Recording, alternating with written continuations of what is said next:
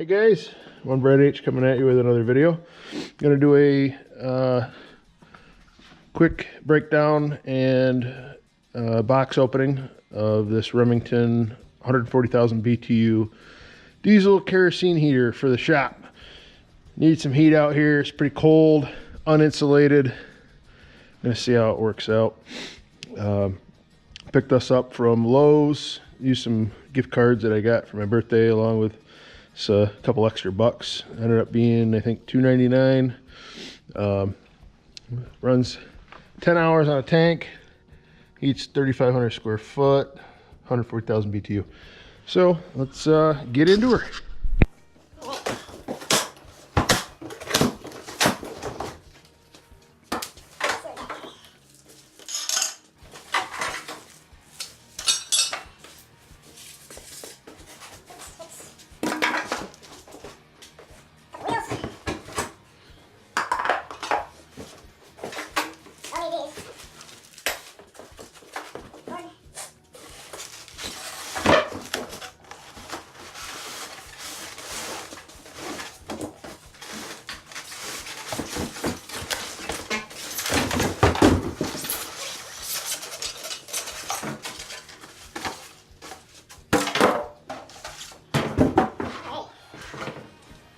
Potatoes.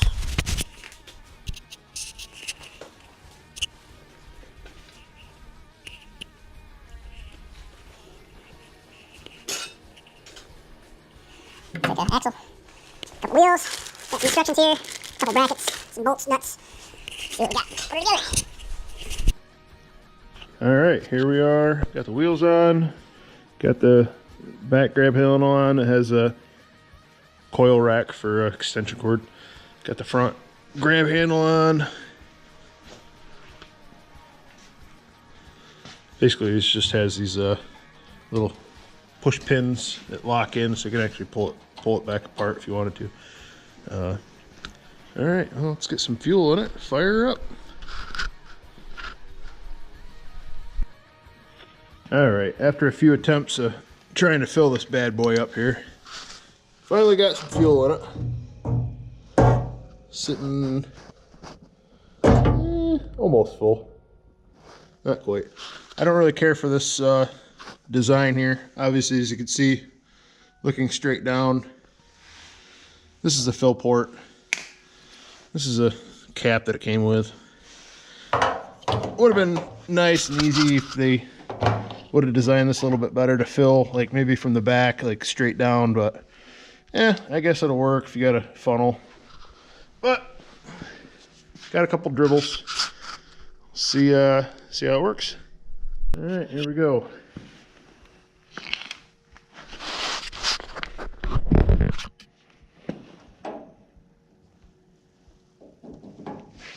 Got it plugged in.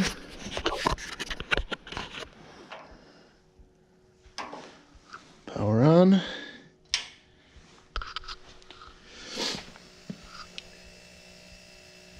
I'm gonna prime. First fire up.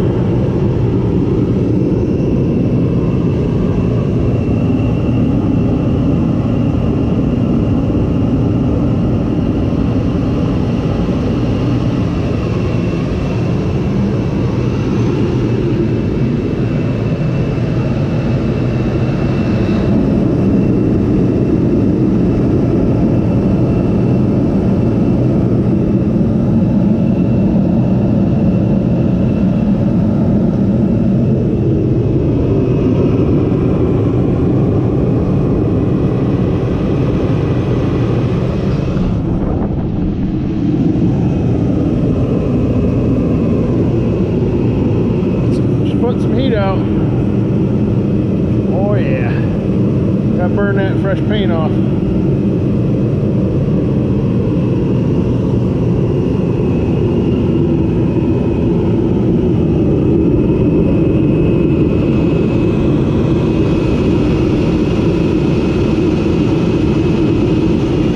That was a part of this sticker up here that I ripped off, stuck on the wall. Give you a quick rundown for the fuel that's capable of burning. We got here K1 kerosene, JP8 jet fuel, 1 or 2, fuel oil, number 1 or number 2 diesel. Yeah, I just kept it up. I wanted to throw that up here for reference.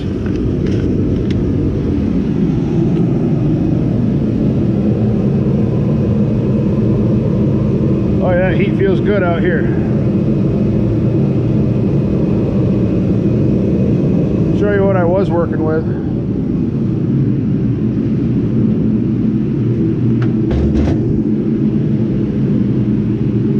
Yeah, got a little kerosene heater that I've got inside.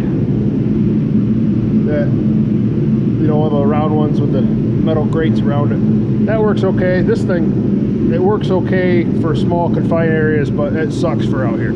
You literally have to stand right over top of it if you want to feel any kind of heat. But that's not bad for like camping or something like that, or being in a small cabin. But this bad boy, I can feel it way back here. That's gonna be nice, putting out real nice heat. Yeah. Give me a like, thumbs up, subscribe. Thanks, guys. Alright, got another added public service announcement. These diesel cans, kerosene cans, with these plastic lips right here, they have to push it down in order to activate it. This one right here is the worst. You have to actually push this plastic down in order to open the valve up right there. I just want to put like a 3/4 inch drill bit right through that freaking thing. It sucks. Like these cans, the can's fine. It's the valve. Like when I pour fuel out of these, I always end up unscrewing this and using a sawed-off 2-liter bottle as a funnel, and I just pour that into whatever. These things suck. And yes, I'm burning a kerosene / diesel heater right now. And public service announcement: don't use gasoline in that. But these things are the same way. This is a push valve. This is like a push lock. You got to push this lever over and then down in order for it to open. This is a plastic hose. Yeah, I got a piece of tape over it because I lost the cap, but that is awesome. Like this thing with a cap, a breather in the back, you can't go wrong with one of those. These things suck. Like I want to throw them out or buy a retrofit kit. Let me know what you guys think about those. I think they're horrible, and honestly, I think they're more unsafe to use than just a standard gas can with a straight open hose. They spill all over the place, they dribble, as you can see. They suck. Let me know what you guys think.